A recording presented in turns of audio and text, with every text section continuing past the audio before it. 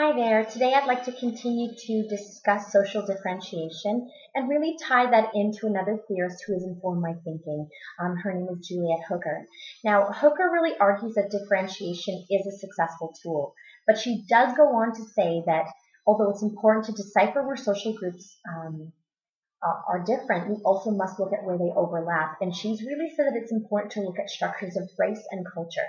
Now, I find this incredibly relevant in Canada because this is where our collective cultural identities are sometimes preserved by permanent group rights. But the problem is that it subordinates some racial groups who cannot be stratified in particular cultures, and they then don't have a voice. Hooker really talks about how cultural identity will only be fully protected for national minorities. And she defines national minorities as those who, through conquest or through colonization, became members of society against their will. All other groups are basically expected to adopt societal norms because in coming to Canada, there was this expectation that they would integrate, that by coming into Canada, they have accepted the idea that they must lose a bit of themselves in this culture, in this dynamic. So where we really see this, an extreme form of this coercion of power, is evidenced in the implementation of residential schools in Canada. And to be honest with you, is still occurring in institutional forms today. And so that really brings me to education again, thinking a little bit about Hooker's ideas and taking that into the idea of our schools. There is an institutional coercion of power in Ontario schools.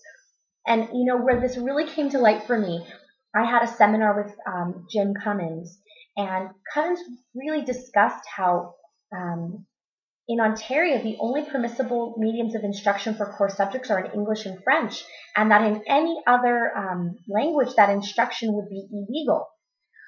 I had no idea that this was the case. I was quite shocked, considering that if you were to look at the breakdown of Ontario or Toronto specifically, it is a very multicultural place.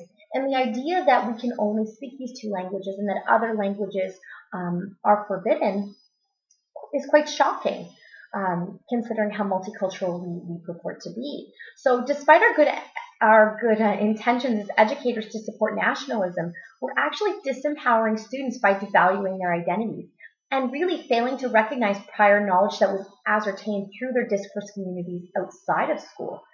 I feel like it's our inclination towards immersion that leads to cultural shaming and potentially results in students losing the power to control their own lives. The result of this disillusionment is followed by a lack of effort because students just give up when they don't feel that their background knowledge, their culture is being valued. And as such, educators label students as deficient. And when you label a student as deficient, you are essentially leaving them powerless. And of course, by leaving them powerless, it continues to be reproduced throughout the grades.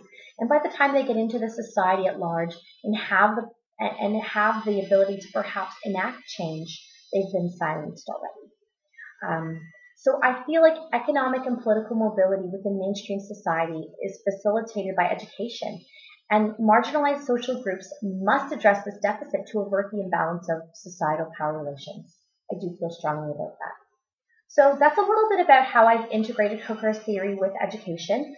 I hope that was of use to you. I will be delving a little bit more into Hooker's theory as I continue to discuss education and social difference. Thank you.